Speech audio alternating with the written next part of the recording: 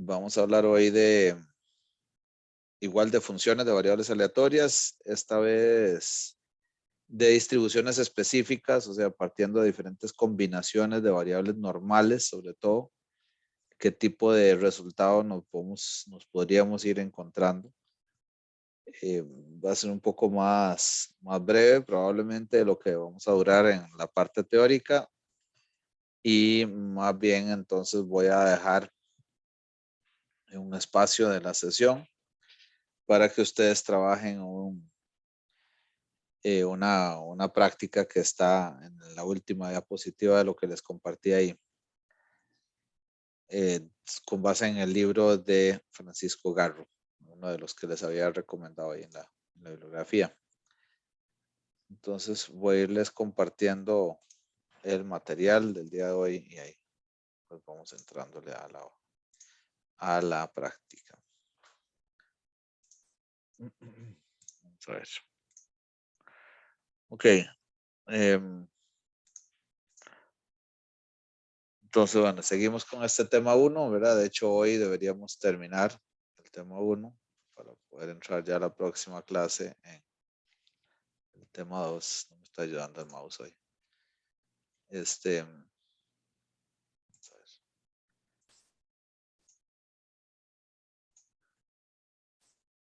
De funciones de variables aleatorias. Entonces, igual que la clase pasada, por favor, en cualquier momento me interrumpen si algo no les suena.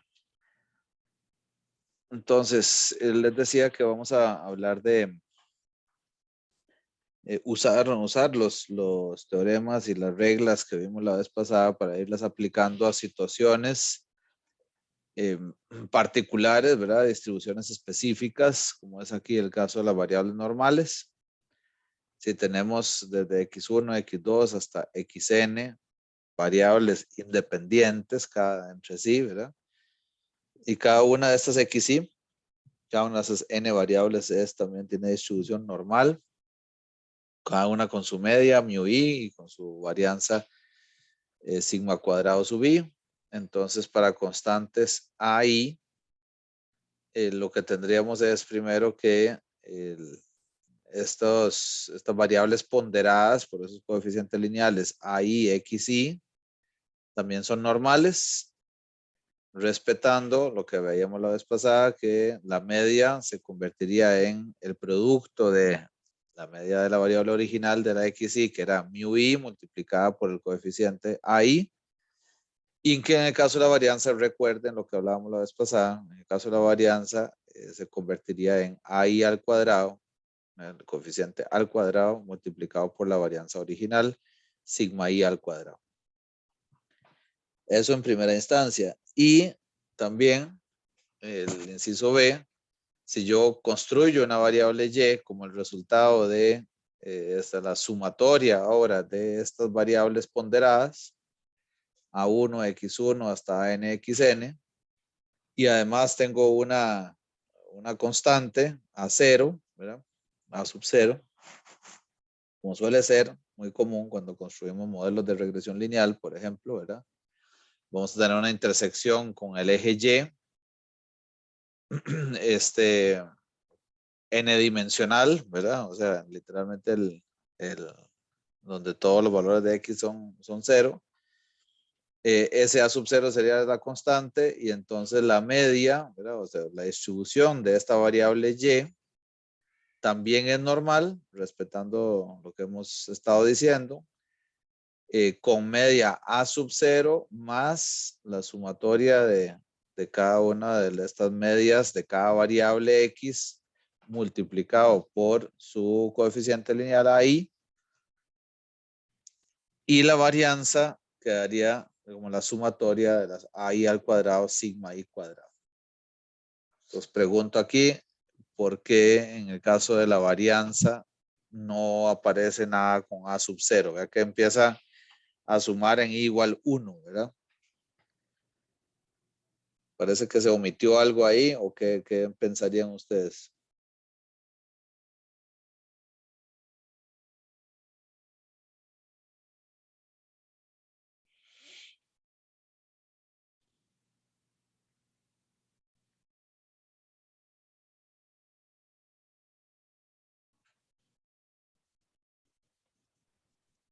Eh, no sería porque X, a sub i es una constante.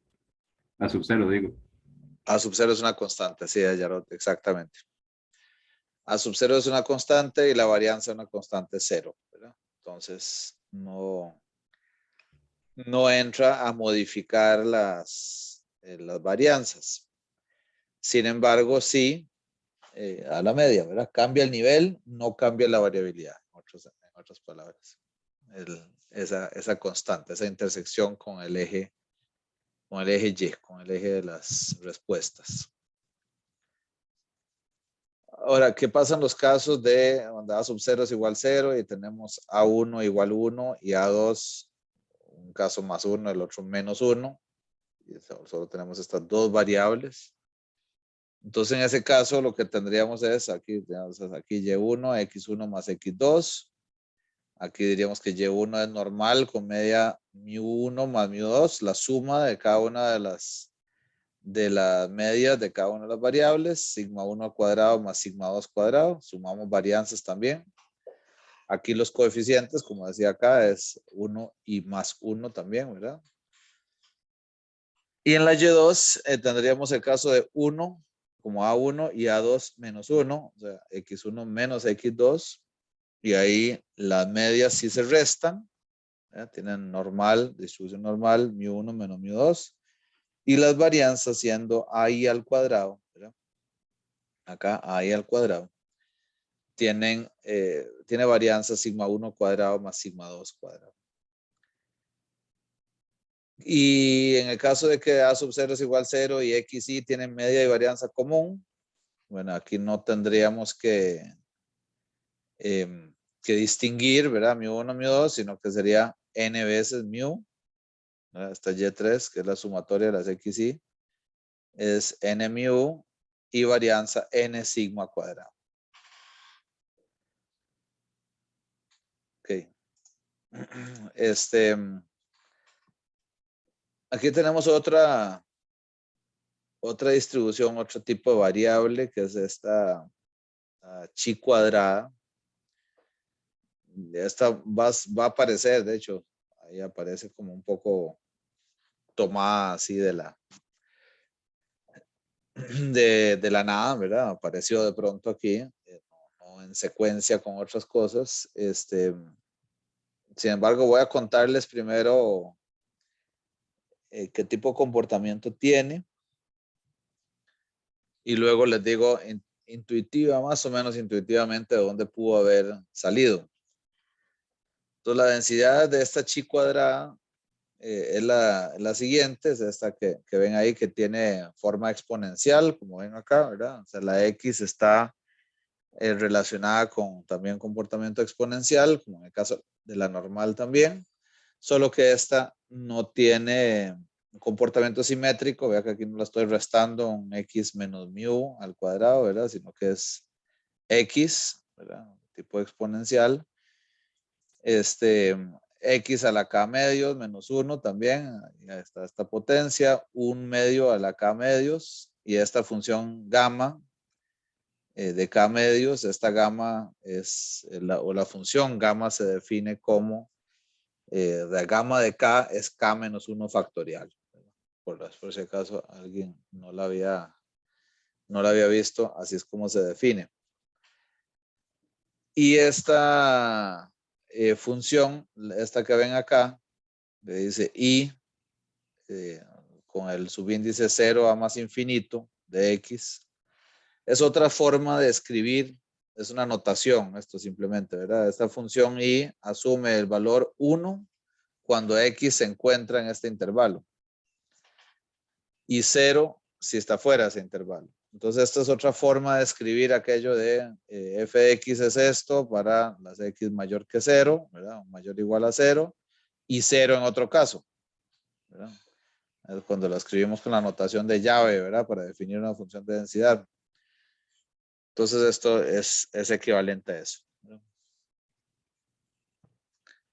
El valor esperado de una variable chi cuadrada, la esperanza de x es k.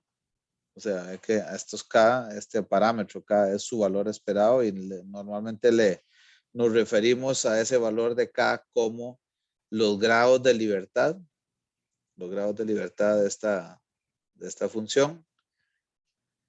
Y la varianza de X es 2K. Entonces, digamos que es bastante sencillo de recordar a qué o sea, las propiedades de este tipo de función de densidad de la chi cuadrada. K y 2K. Entonces, si X1 hasta Xn son independientes chi cuadrada cada una, tienen este comportamiento. Entonces, cuando yo sumo, defino una X como la sumatoria de igual a 1 hasta N de cada una de estas son XY, ¿verdad? Entonces, esta también es chi cuadrada con K grados de libertad, ¿verdad? Estos K.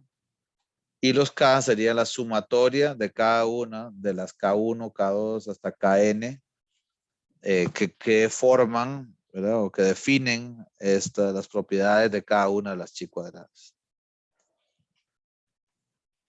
Bueno, entonces lo que hago en otras palabras, para decirlo un poco más sencillo, si tengo una suma de varias chi cuadradas, cada una con sus propios grados de libertad, la resultante también es chi cuadrada con la suma de todos los grados de libertad que forman cada una de esas variables. Ok. La otra, ¿verdad? Es si tenemos X1, X2 hasta Xn independientes, de nuevo, ¿verdad? También. Y cada XY ahora es normal, como las que veíamos en la diapositiva anterior, con media mu i y varianza sigma i cuadrado. Entonces, esto es muy importante, ¿verdad? Esto es muy importante porque esto se utiliza muchísimo y tiene que ver intuitivamente por qué estamos hablando de este tipo de distribución aquí. Entonces, W, ¿no? Definimos W como n menos 1 veces S cuadrado, de la varianza muestral, dividida entre sigma cuadrado, y esa es chi cuadrado con n menos 1 grado de libertad. N menos 1 grado de libertad. ¿Ok? Y tiene que ver con, en realidad tal vez está en un orden que no deberían estar estas definiciones. En realidad debía haber mencionado esta última antes. Y es lo siguiente, si tenemos X1 hasta Xn independientes, otra vez, si cada una de estas XY es normal 0,1, ¿esta qué tipo de distribución era? ¿Alguien me puede recordar, por favor? Normal estándar. Gracias, Maciel, así es. Entonces, cuando yo sumo n variables chi cuadradas, no, normales estándar elevados al cuadrado, entonces el resultado es chi cuadrada con n grados de libertad. En el caso de, entonces yo les decía que con suerte esta debió haber venido después de esta otra. Porque aquí en realidad lo que yo estoy haciendo es sumando, ¿verdad? Vean que la S cuadrado, ¿cómo está definida? S cuadrado está definida como XY menos X barra al cuadrado, ¿verdad? Entre n menos 1. XY menos X barra al cuadrado. Y esa sumatoria de esos cuadrados me indica, hablábamos la vez pasada, ¿verdad? Me indica el nivel de dispersión, el nivel de variabilidad que tiene esa variable. Y a la vez, al estar haciendo estos XY menos X barra al cuadrado,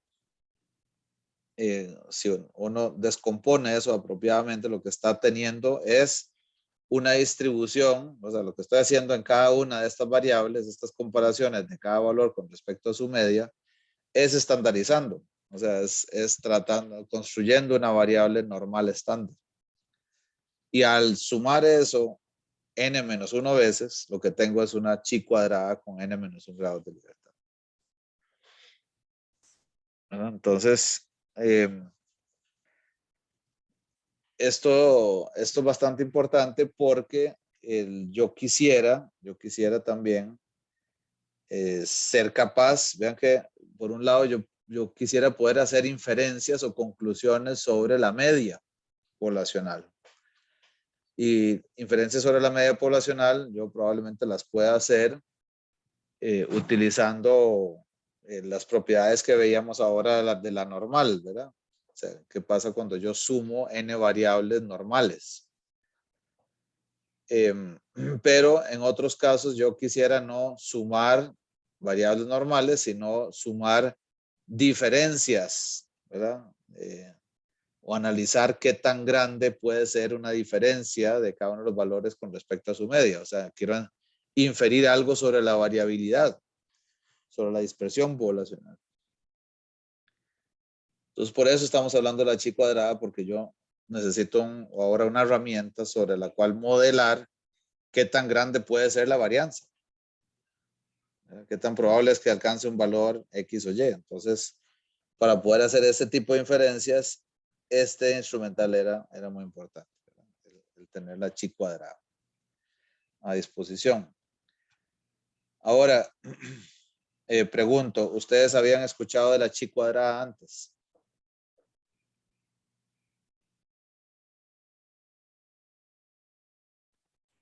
Yo sí, ¿Vos sí, Fátima? sí, en el colegio. ¿En el colegio? Muy bien, ¿y qué Sí, habían un hecho poco de ahí con la chi cuadrada? profe, no recuerdo, fue hace como 4 años. Muy grosero eso, Casi preguntarle 4 ahorita a años, Fátima. sí. Pero Pero una vimos un poco de noción. estadística. ¿Cómo, perdón? Vimos un poco de estadística, pero casi no me acuerdo, como lo principal. Ok, ok. Bueno, dentro de la principal hasta llegaron a chi cuadrada. Estuvo bastante principal eso. No, muy bien. Vamos a ver, es curioso porque hay una, ¿cómo decir? No sé si tiene que ver con el paradigma de investigación, al menos en la Escuela de Economía en la Universidad de Costa Rica. Y es que normalmente, ¿qué tipo de variables solemos modelar? ¿O de qué tipo de variables solemos hablar normalmente? ¿De variables cualitativas o cuantitativas?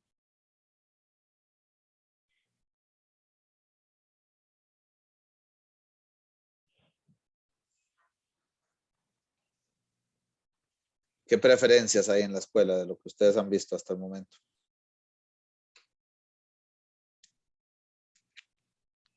No son cuantitativas, profe, como de Exacto. Cuantitativas, por números. ejemplo, ¿qué? ¿Qué tipo de cosas han visto ustedes que están modelando o investigando?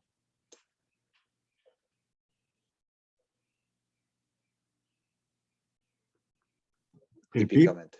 ¿Perdón? El el PIB. PIB, Perfecto. Así es. El PIB, por ejemplo, así. ¿O qué otra? funciones de utilidad. Así es, exacto, Javier. Producción también. Producción, así es también, exacto, Juan. Vean que todas son variables que, sí, que tienen un valor promedio poblacional y podrían tener una varianza también poblacional. Desde el punto de vista aquí de lo que estamos tratando de entender nosotros aquí de estadística, ¿verdad? Es curioso que típicamente en los problemas económicos no nos solemos plantear problemas, ¿verdad? O así, discusiones que tienen que ver con variables cualitativas, ¿verdad? El abstencionismo, por ejemplo, ahora que está tristemente de moda, prometo, y no tengo ninguna gana, ninguna intención, y prometo no hablar de lo que pasó ayer. Pero sí, que el tema, digamos, está un poco sobre la mesa, perdón, el abstencionismo según el nivel educativo, ¿verdad? Entonces, ¿cómo mido el abstencionismo? ¿Se abstuvo o no se abstuvo la persona? Y el nivel educativo, podría preguntar, ¿tiene educación secundaria o no la tiene? Secundaria o más, pues, no llegó a tener educación secundaria completa. Entonces, digamos que hago una tabla cruzada, o sea, lo que le estoy preguntando a cada persona que es, si se abstuvo o no se abstuvo y qué nivel educativo tiene. Y lo clasifico de esa forma.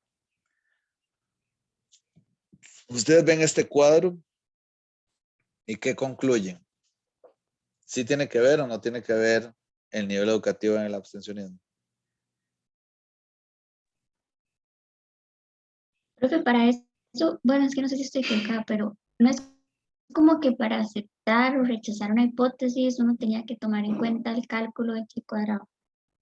Así es, muy bien, ya te está volviendo ahí la memoria, Fátima. Muy bien, Sí. excelente. Ahora, ahí te está yendo la parte formal. Si quieren, aquí sigamos un momento la línea de pensamiento que les estoy proponiendo para llegar a exactamente donde estás diciendo, Fátima. Solo viendo este cuadro, ¿qué dirían? Pareciera que sí o pareciera que no. No estamos afirmando que de fijo sí o de fijo no, sino ¿qué ven?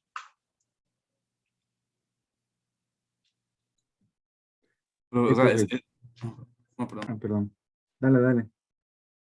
gracias. No, que sí, o sea, ese 45 está diciendo que la gente, que no tiene que ver el abstencionismo con lo que tiene una persona que está en la secundaria. ¿Ese Así cuál es. 45? Este que está acá. Sí, Ajá. sí, ese. Ajá, ese es lo que dice que qué. Que, o sea, que no tiene nada que ver, o que una persona que haya cumplido la secundaria eh, es que no entiendo muy bien cómo No es se el cuadro. abstuvo. O sea, estuvo. Ujú. Allá. Una persona no. ¿Qué es lo que dice ese 45, perdón? O sea, 45, no, no sé. O es un 45 porcentaje. personas. Ajá. O es un porcentaje, no, es que no, no sé. No, son personas. No. Eh, 45 personas no se abstuvieron y esas personas tenían secundaria completa. Así es. Exacto. ¿Y qué concluimos con base en eso? Así que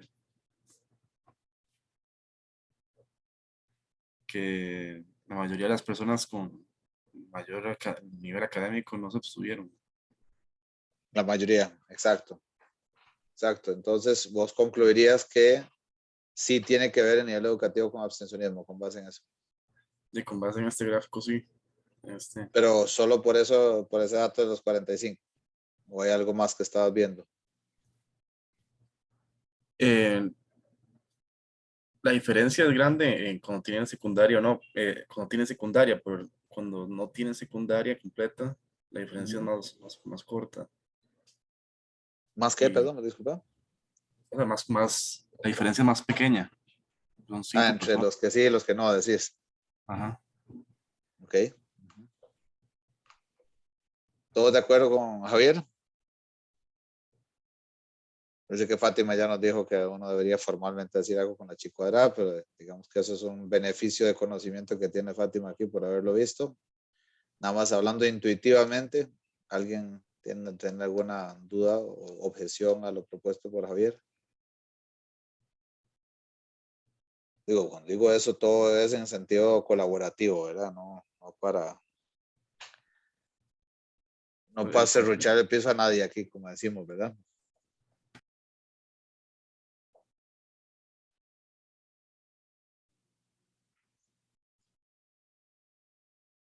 Todos bien, ok. ¿Qué hubiera pasado si en esta tabla, en lugar de 20 y 25 arriba, hubiéramos tenido eh, algo como 8 y 37? ¿Qué hacen esos 45?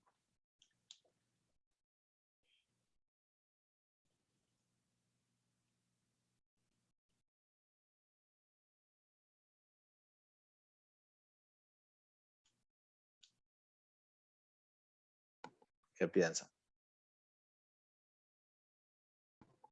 Sí, profe, como que yo diría, si fuera 8 que sí se obtuvieron, abstuvieron y 37 que no, para no secundaria completa, yo diría que y como que no tiene mucho que ver, como que no hay tanta correlación entre, no hay tanta relación entre el abstencionismo y el nivel educativo. Como que, ¿Por qué no? ¿Por qué no, Pablo? sí, porque no hay como una, eh, no sé cómo decirlo, como pareciera que la tendencia general en los dos grupos fue no abstenerse. Entonces, sí, Pero en como este caso que también, no, perdón que haga abogado del diablo. Perfecto, José Pablo, y muy bien también lo que decía Javier, ahí entre los dos vamos súper bien. Pero voy a ser abogado del diablo. En este caso también la tendencia es a no abstenerse. ¿Qué es la diferencia con el de pero 8 y 37? de que la tendencia sería mayor, o sea, Ujú. de no abstenerse, digamos. Bueno, Sería y voy a ponerte lo peor, 2 y 43, si ese hubiera sido el resultado arriba, también es mayor a no abstenerse. Qué difícil, ¿ah? sí, Pero digamos, aún con los datos que están ahí, Ujú. en los totales, sí, la diferencia es muy grande. Si ya es como un porcentaje, 70 contra 30. Ajá, ajá. O sea, O sea, más del a- doble. ¿Ok? ahora, usando eso que estás diciendo, Javier, y lo que decía José Pablo ahora, como tratando de encontrar como esa relación aparentemente, ¿en qué caso diríamos que no tiene, que con seguridad no tiene nada que ver a nivel educativo? ¿Qué esperaríamos que suceda? que Para sea nosotros decir, no tiene 50-50, nada que ver, perdón, díganme. que fuera como la mitad, o sea, como que unos que sí y otros que no, en ambos casos.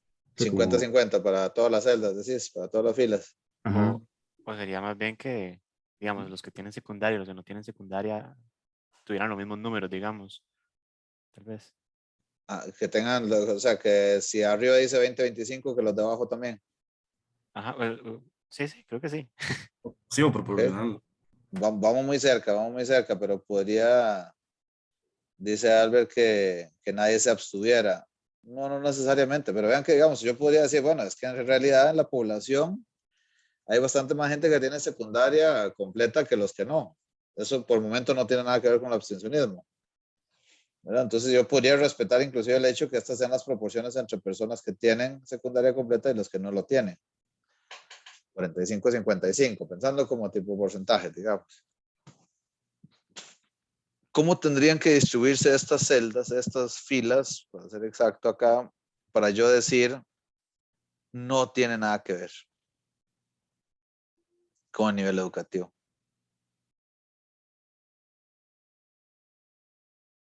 Y les estoy preguntando porque ya ustedes están llegando como eso es lo bonito, ¿verdad? En realidad hay gente de la estadística, digo, es lo bonito de la estadística. Hay gente muy inteligente, ¿verdad? Probablemente ustedes habrán escuchado de un, de un investigador psicológico, de psicología de los años 70, 80. Escribió un libro que se llama Pensar rápido, pensar despacio. Si alguno de ustedes ha tenido oportunidad. Daniel Kahneman. Y él fue uno de los que más investigó y trabajó con lo que se llama la intuición estadística de las personas. ¿Verdad? Ganó, si no me equivoco, aquí espero que no me crucifiquen ustedes, pero si no me equivoco, inclusive el señor se ganó un premio Nobel en economía. Pero una de las cosas más interesantes de lo que leí en un libro que les estaba leyendo de él, es de las que hablaba, era de esta intuición estadística. Entonces aquí ustedes no han escuchado la chi cuadrada, no están sospechando cómo se calcula una chi cuadrada aquí, pero, ¿y por qué la estamos calculando? Pero ustedes a la hora de sacar una conclusión de si el abstencionismo es influenciado por el nivel educativo o no, ustedes están haciendo análisis aquí los estaba estresando un poco, ¿verdad? Yo le decía a José Pablo ahora, ¿y qué hubiera pasado si hubiera sido 8 y 37? Bueno, decía José Pablo, en ese caso yo diría que no tiene que ver. ¿Y por qué? Y si te digo que es 2 y 43, no, ahí se me complicó otra vez. Entonces, ¿qué es lo que están analizando en el fondo ahí? Entre esas dos columnas, sí y no. Por eso les decía, pongamos el caso extremo. ¿Cuándo diríamos que no tiene, definitivamente no tiene nada que ver el nivel educativo?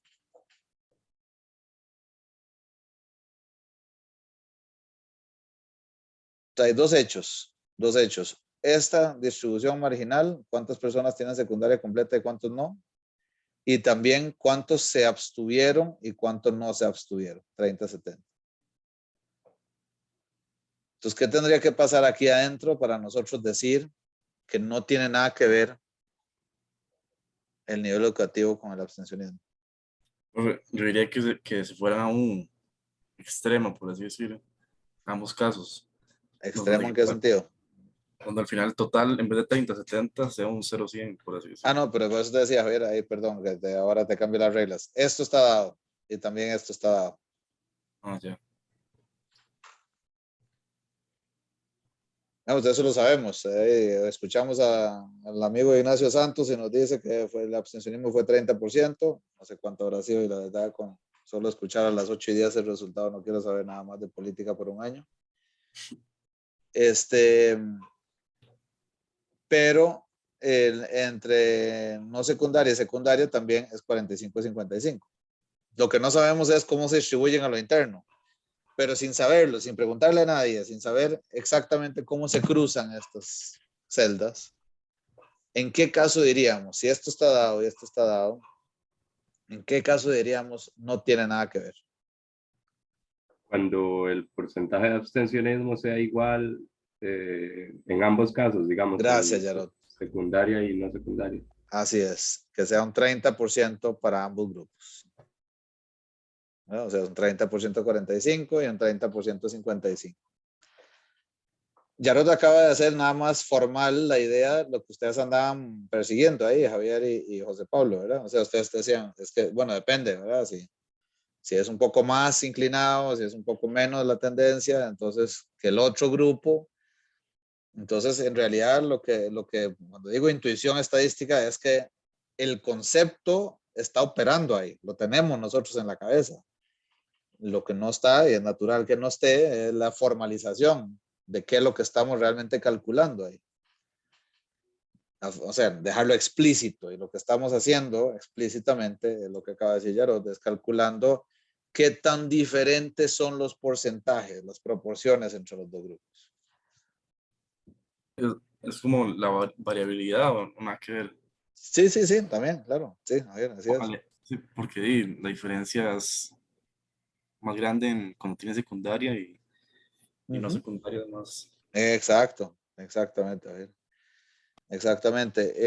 Ahora, el cálculo, entonces, específicamente es una desviación con respecto a una igualdad de proporciones. ¿Verdad? Entonces yo decía, y con 2 y 43, ¿qué diríamos? Ah, no, ahí, bueno, sí, o así sí tendría que ver, pero más bien es peor en el grupo de secundaria o más en ese caso. Pero entonces aquí podríamos como jugar, ¿verdad? Y cambiar los números y yo estarles preguntando, aquí sí tiene que ver, no tiene que ver. Y de hecho, esta gente que les decía ahorita, el Kahneman y compañía, hacía experimentos de este tipo, como para ver en qué momento la gente cambiaba de decisión, ¿verdad? Obviamente problemas más interesantes en sentido económico, ¿verdad? En riesgo, en finanzas, etcétera, que tal vez en esto. Pero en abstencionismo a nivel educativo. Pero lo importante es qué es lo que está pasando, ¿verdad? A nivel intuitivo de nuestra cabeza. Y cómo calculamos, cómo trasladamos eso ahora a reglas, ¿verdad?, de cálculo que nos permitan concluir formalmente si eso es así o no. Entonces, ¿qué es lo maravilloso aquí de la estadística? Que nos da el instrumental para dejar esas reglas que nosotros, o sea, nosotros entendemos en algún punto, lo que estoy haciendo es calculando qué tan diferentes son estos números a una distribución teórica en la que las proporciones son iguales, como decía Yarot. Entonces yo aparentemente puedo calcular algo, una medida, que me resuma y diga qué tan diferentes son esas dos distribuciones. La teórica, la esperada, si no afectara nada, el nivel educativo del abstencionismo, versus esta observada. Y si esa diferencia es suficientemente grande, entonces yo diría que tengo evidencia, que tengo mi observación evidenció que sí influye el nivel educativo, ¿verdad? Entonces, aquí les tengo la esperada, ¿verdad? Que es esa en rojito que está ahí. Y lo que hacemos después, esto no está completo, ¿verdad? Pero es de tomar 20, que fue la observación en la primera celda, menos 13,5, que es el 30% de 45, lo elevo al cuadrado, lo divido entre este valor esperado, hago lo mismo para la segunda celda y luego para la tercera y para la cuarta. Y la suma de estas medidas es una chi cuadrada. Y con esa chi cuadrada, yo digo que lo maravilloso de la estadística, digo yo, porque con esa chi cuadrada yo puedo calcular probabilidades y puedo decir qué tan probable es obtener este valor de chi cuadrado si en la población, porque esto es mi muestra de personas en las que pregunté por nivel educativo y abstencionismo, si en mi muestra observé esto, qué tan probable es que en la población no haya diferencia en las dos distribuciones.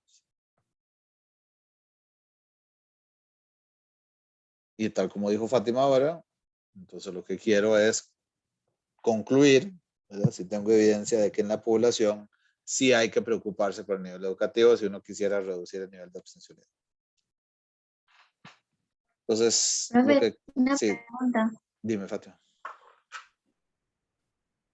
A mí eso me va a dar un valor, y digamos, ¿verdad? Y eso yo lo comparo con qué, digamos, como, Lo comparas, digamos, o sea, el punto al que parto o el valor inicial que es cero o qué, entre más, sí, no sí, sé. mira, aquí me devuelvo un segundito, Fátima, me devuelvo a esta. No estoy haciendo toda la explicación porque no se trata de la materia aquí de ese punto en específico, nada más quería ir peloteando con ustedes algunos conceptos de inferencia como tal, ¿verdad? Pero si vos obtenés un valor de esa chi cuadrada, que en el caso de que, o sea, ¿cuánto te va a dar? Voy a volver un segundito aquí, nada más, ya casi voy ahí a donde me estabas preguntando.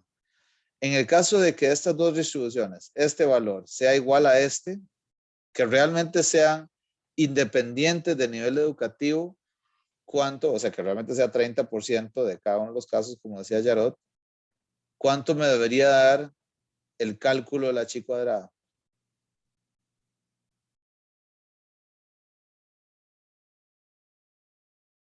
Si todos estos, este valor es igual a este valor es igual a este, y así para las 4 celdas. ¿Cuánto da el cálculo? No sé, cero. Cero, así es, Fátima. Cero, ¿verdad? O sea, en otras palabras, si realmente son perfectamente independientes del nivel educativo, o sea, no hace nada que ver, no tiene nada que ver el nivel educativo con abstenerse o no abstenerse. Entonces, el cálculo de la chi cuadrada va a dar cero, lo cual es muy intuitivo, ¿no? Entonces, va a dar cero. ¿Y cuál es la probabilidad de observar un valor de cero o mayor a cero? Me devuelvo aquí, ahora sí.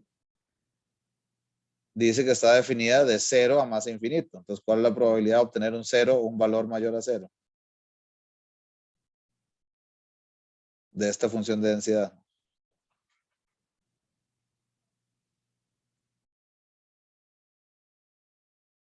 Yo hago preguntas tan, voy a poner comillas, Uno, profe. tontillas. Así es, gracias.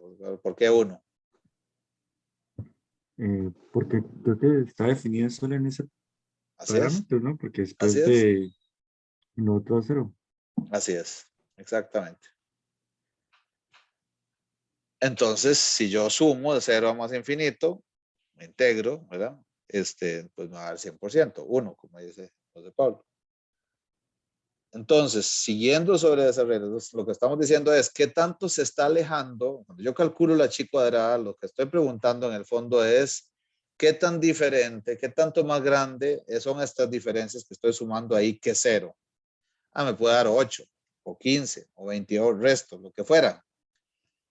Y siempre la pregunta aquí, Fátima, para contestar eso, siempre la pregunta va a ser, ¿cuál es la probabilidad de observar un valor tan grande como este o más? No, como lo dijimos ahorita con el 0, que José Pablo decía 100%. Entonces vamos a calcular una probabilidad con base en ese valor de chi cuadrada que obtuvimos. Y es integrando, claro, no vamos a integrar esto porque tenemos cosas más interesantes que hacer hoy en el 2022. Pero podemos meterlo en Excel o en R o en un app, donde ustedes quieran, y calcular cuál es la probabilidad de obtener este valor de chi cuadrado o más grande que ese valor. Y con base en eso, obtendríamos entonces la respuesta de qué tan probable es que en la población el abstencionismo no sea influenciado por el nivel educativo.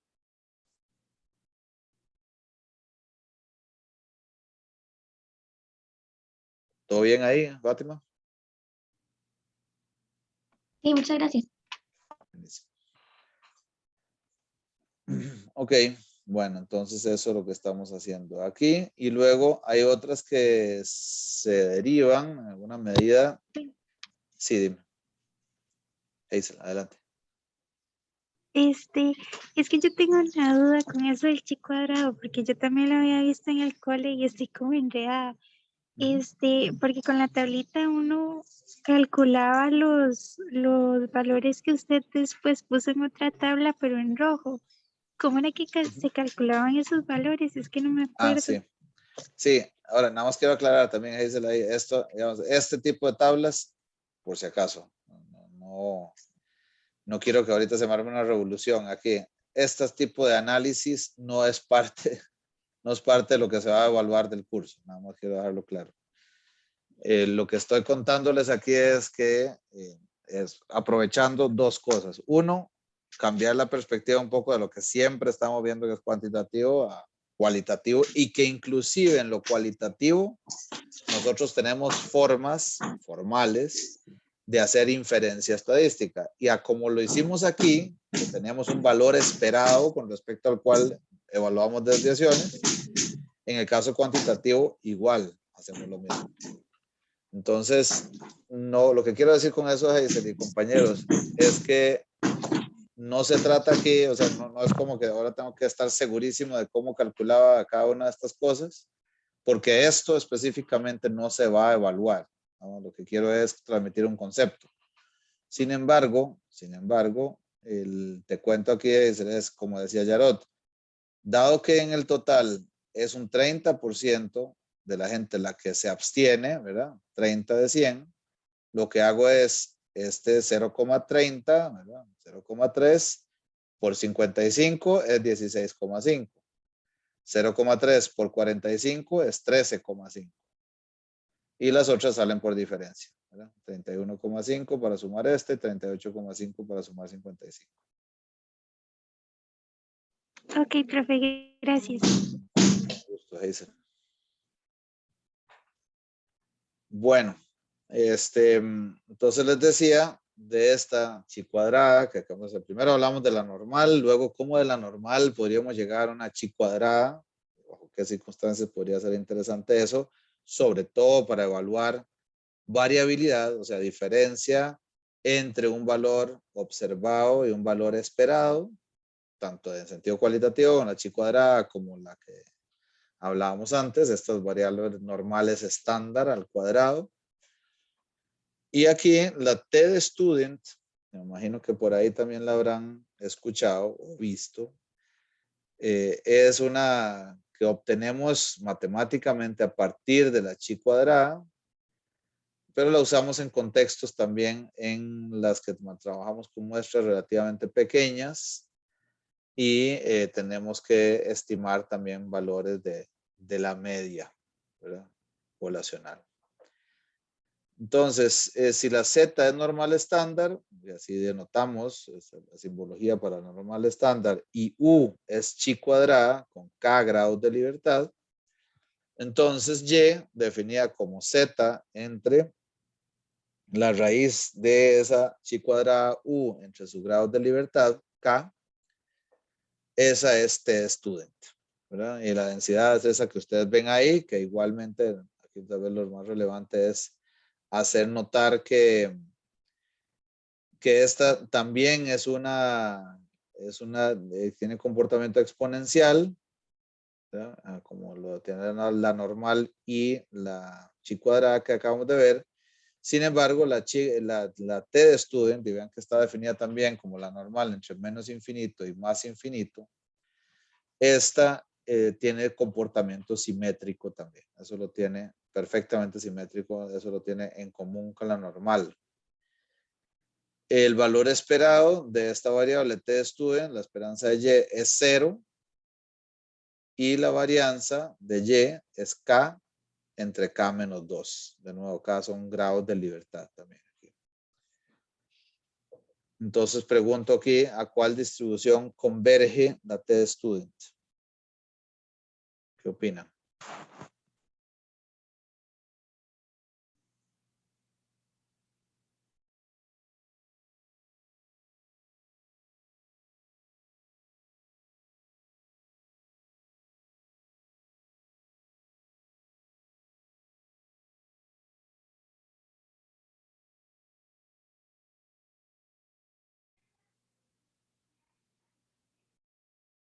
¿A cuál distribución converge la t_student?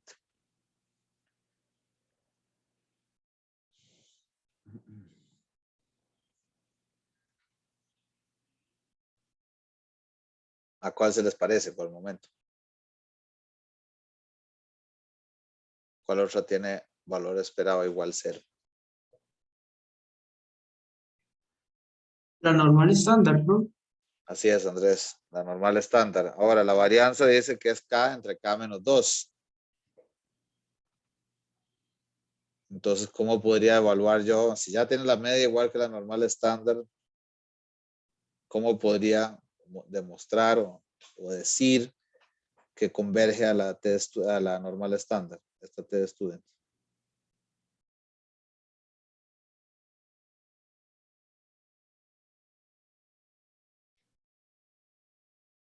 Una pregunta más general antes. ¿Qué quiere decir converger? Que se parecen, digamos, que tienen una forma similar, una densidad similar. Similar, ajá, y sobre todo, exacto, eso está perfecto, Andrés. Y sobre todo, digamos que, ¿a qué responde el hecho que converge? O sea, ¿qué tiene que ir pasando para que una cosa converja a la otra? En función, o sea, ¿qué tenés que manipular para que termine convergiendo a la otra?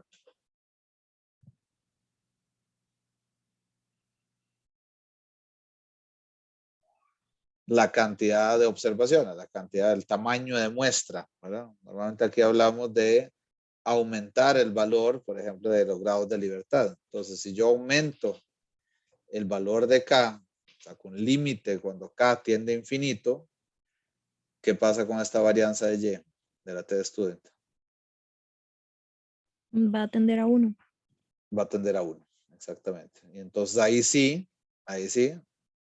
en ese caso la t_student, cuando k tiende a infinito, va a converger a la normal estándar. Que la normal estándar siempre es 0 y 1, ¿verdad? Sin importar ningún tamaño de muestra. Que parte de variables normales. Aquí no necesariamente.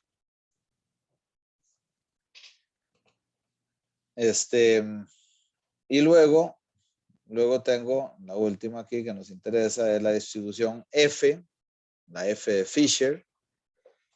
Y esta dice que hace una comparación de dos chi cuadradas. O sea, si U es chi cuadrado con m grados de libertad y V es chi cuadrado con n grados de libertad, entonces este cociente, esta variable y, que ahora es un cociente de U entre m, entre V, entre n, o sea que cada una de las chi cuadradas es dividida entre sus grados de libertad.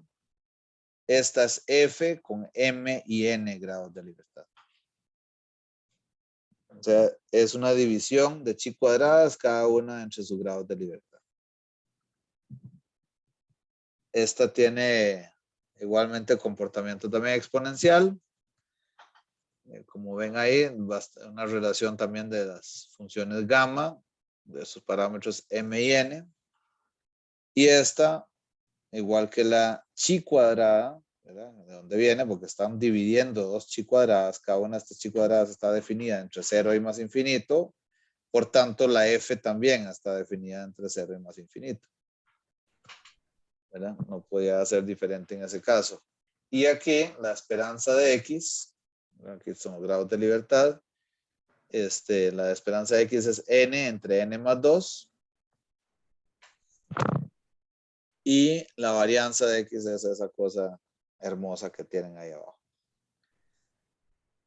pero más importante aquí que entender exactamente la magnitud o el valor de este valor esperado. Les preguntaría más bien a qué converge ese valor esperado de X.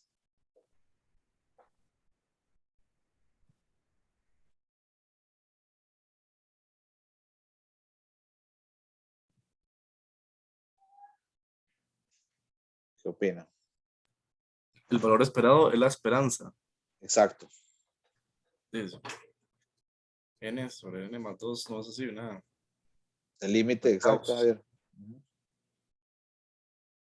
Lo de Gauss. Ajá, ¿que sería cuánto? El límite cuando n tiende a infinito de esa esperanza. Cero es. ¿Perdón? Cero. Cero. No sé, n entre n más 2, cuando n tiende a infinito es 0. No es 1, 1, ¿verdad? sí 1, 1. porque los dos Perfecto. infinitos se cancelan. Exacto. Entonces es 1. O sea, ya el 2 es el que pierde relevancia ahí, el más 2. Entonces, el valor esperado es 1, lo cual querría decir entonces que el valor esperado de esta distribución para cualquier tamaño de muestra es 1. En otras palabras, estamos asumiendo que la división esta de V entre M es igual a V entre N. Que esas dos chi cuadradas divididas entre sus grados de libertad son iguales. Y cuando nosotros sacamos estas chi cuadradas y estamos partiendo de que cada una de esas chi cuadradas la estamos construyendo haciendo una diferencia de un valor menos su valor esperado al cuadrado, ¿verdad? Cuando hacíamos eso, lo que estamos haciendo es, al tomar ese valor menos valor esperado y dividirlo entre los grados de libertad, es como sacando un cuadrado medio, ¿verdad? Una distancia cuadrática promedio. Y cuando comparamos esos dos cuadrados medios, esas dos varianzas, en realidad, lo que estamos partiendo es que las varianzas son iguales. Y por eso el valor esperado de X es 1. Eso es lo que está detrás, aquí intuitivamente, de los análisis que estamos haciendo, ¿verdad? Bueno, estas definiciones que están aquí en realidad no son relevantes porque esas definiciones eran relevantes cuando nosotros teníamos que trabajar con unas cosas horribles que eran tablas estadísticas. En los libros que venían estas tablas para calcular probabilidades para determinados valores o para observar más que calcular probabilidades. Eso ya, digamos, está pasado de moda. Entonces, dado lo que tenemos ahorita de recursos, no nos vamos a entretener con eso. Ahora, algunos otros temas que sí nos van a ser bastante relevantes. Tiene que ver, por ejemplo, con esta ley débil de los grandes números. Entonces, aquí partimos de una función de densidad de la f de x, de una variable x con media mu y varianza sigma cuadrado. Y x barra sub n es la media calculada en una muestra aleatoria de tamaño n de esta función de densidad.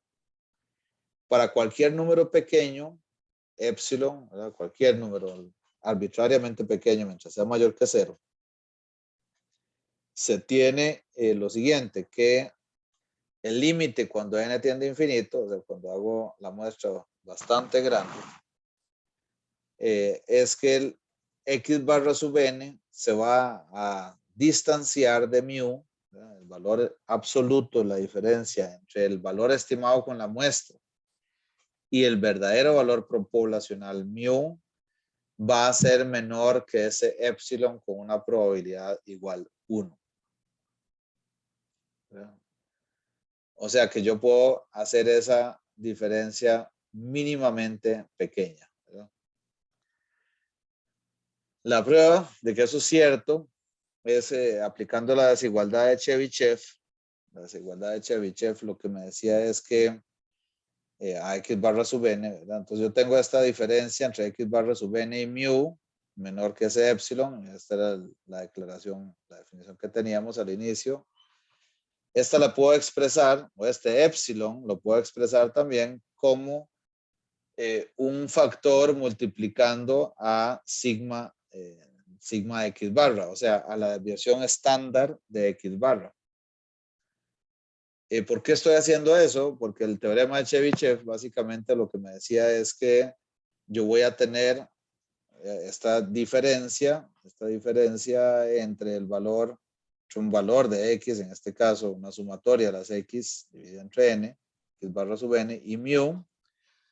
Esa la puedo expresar, ¿verdad?, en términos de la desviación estándar de esos valores de x, aquí en este caso x barra, y que eso me permite entonces decir que esta probabilidad de que se encuentre a esta distancia, ¿verdad?, a esta distancia es mayor o igual a 1 menos el inverso del factor que multiplica esta desviación estándar elevado al cuadrado. Ese es el teorema de Chebyshev, ¿verdad? Lo que dice entonces esa probabilidad es al menos tan grande como 1 menos sumatoria, sigma x barra al cuadrado entre epsilon al cuadrado. ¿Verdad? Entonces este epsilon es este valor arbitrariamente pequeño que ya establecimos al inicio aquí, ¿verdad? O sea, ya sea mayor que 0. Y este sigma x barra al cuadrado es, recuerdan ustedes la vez pasada, me ayudaron a construirlo, creo que fue Yarot, que queda sigma cuadrado entre n, ¿verdad? La desviación estándar de x barra es sigma cuadrado entre n. Entonces, esto que está aquí al lado derecho es 1 menos sigma cuadrado entre n veces ese epsilon al cuadrado. Bien, entonces ahora, tomando límites a ambos lados, ¿verdad? Entonces tomo el límite de esta expresión, de la probabilidad de que x barra sub n esté a esa distancia de epsilon de mu, sería igual al límite de 1 menos o mayor, igual en realidad para ser exactos, de a 1 menos esta cuestión que calculamos ahora. Y entonces aquí esto entonces se va a tender a 0 y me quedaría 1 entonces, el límite de 1. O sea, ahí demostramos que esta ley débil de los grandes números es cierta, ¿verdad? Es correcta. ¿Por qué es importante esta ley? ¿Qué opinan ustedes?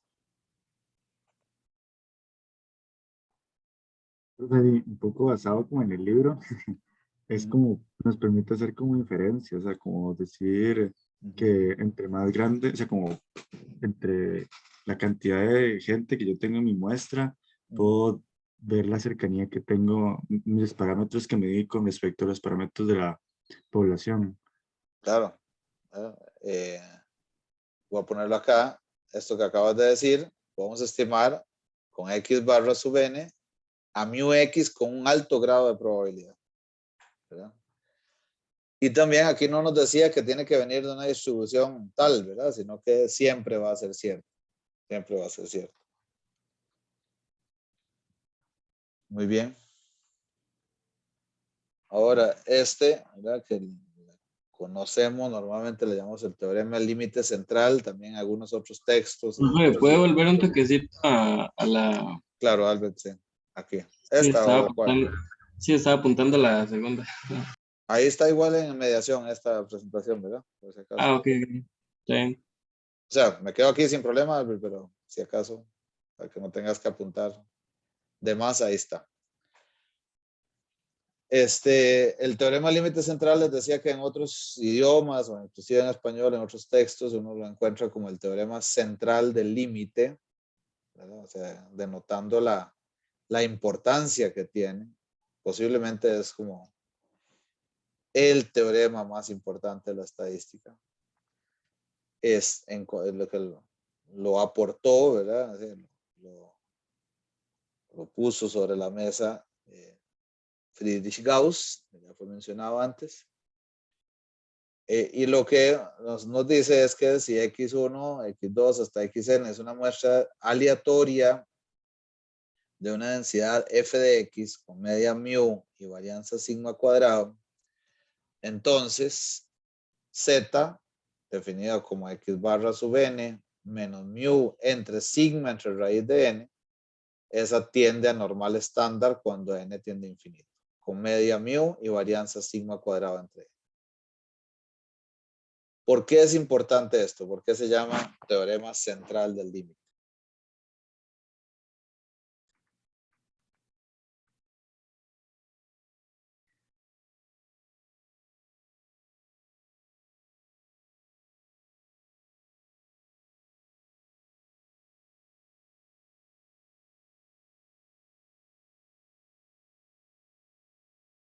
O sea, ¿por qué aquí a Alexander se le ocurre decir que es el teorema más importante de la estadística? Hace que cualquier función vaya hacia una normal. Que la media de cualquier función vaya a una normal. Así es, ya lo... Exactamente. ¿Y eso qué implica? Que tienda a una normal. ¿Qué puedo hacer con eso?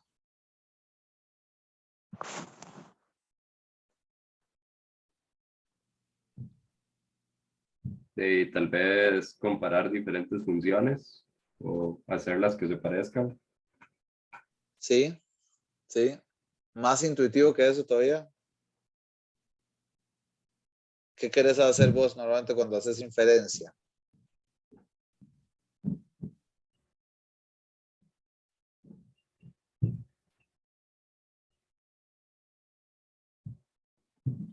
Predecir, no sé, ¿Cómo?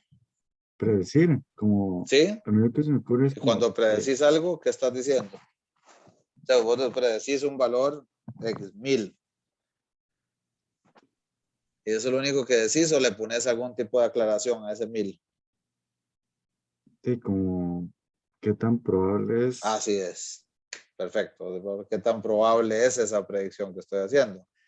¿Y cómo puedo calcular una probabilidad si viene una distribución que no conozco? No sé cómo es. No puedo modelarla. Pero sí puedo modelar siempre, voy a poder modelar la media de esa distribución. ¿Verdad? La media de la muestra. Siempre la voy a poder modelar en términos de probabilidad sin importar cómo es la densidad de la cual proviene. Y eso me permite entonces hacer estimaciones casi en cualquier contexto. Y por Profe, eso, sí, dime, perdón, Fátima. voy a volver a repetir por qué es importante. Sí, claro. O sea, supongamos que vos estás observando una variable que tiene claramente un comportamiento asimétrico, Fátima. Y no tenés idea qué tipo de distribución tiene. No sabes cómo podrías modelar el comportamiento de esa variable, calcular probabilidades. No tenés idea. Ujú. Pero si vos, en lugar de modelar, o tratar de calcular probabilidades para los valores individuales de esa variable, calculás las probabilidades para la media de esa población, para X barra, o de esa muestra, ahí sí puedes asumir siempre normalidad. Ok, Y gracias. eso te permite entonces calcular probabilidades en cualquier contexto. Ok. Ok, bueno, aquí les coloqué muy elegantemente estas dos páginas del libro de Garrow, que es una práctica, ¿verdad? de ese capítulo, de este primer tema. Valga la aclaración entonces que acabamos de cubrir ese primer tema que era muy cortito, como les había prometido.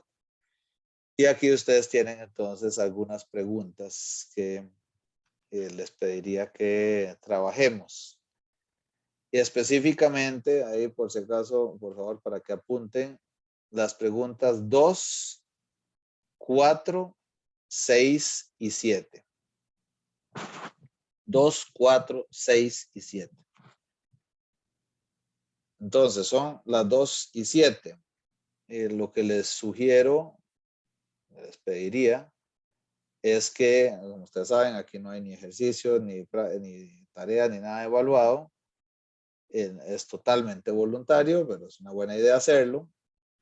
Y que intenten, de hecho les pediría que intenten trabajar ya sea con las 6 o con las 7 ahorita en este ratito que nos queda. Cada quien por su lado. Y me van avisando qué soluciones van encontrando para estos, ya sea para las 6A, B, C o D, o los incisos de las 7 también. Entonces, nada más les adelanto, en el caso de las 6, la lógica es que están partiendo de variables normales y que tienen que formar un ejemplo, una normal estándar, otro una chi cuadrada. O sea, ahí es más bien proponer una variable que es una combinación de esas 3 variables arriba que tenga ese tipo de distribución. Y en el caso de las 7, más bien es encontrar cuál es la distribución de las que se proponen ahí. O sea, en la A dice U es igual a raíz de M por X entre la raíz de la sumatoria de las X y al cuadrado. Entonces hay que demostrar, ¿verdad? De forma que, entonces decir, bueno, X es tal cosa, entonces sumatoria o KXY al cuadrado es tal otra, y cuando la sumo es tal otra, y por tanto esta combinación sería tal otra. ¿Verdad? Usando todas las propiedades y reglas, teoremas que vimos en estas 2 sesiones. ¿Alguna duda sobre el ejercicio, sobre la tarea? Ok, entonces, bueno, por aquí obviamente me quedo por acá y pendiente de que en cualquier momento me pueden aquí decir, tengo una propuesta para tal y lo vamos conversando. Por si acaso, por aquello de la ansiedad de compañeros o compañeras en cuanto a la solución de todo esto, la próxima clase, antes de arrancar con el siguiente tema, vamos a repasar o ver sobre la mayoría de las soluciones de esto. Pero intentemos ahorita ir trabajando en eso.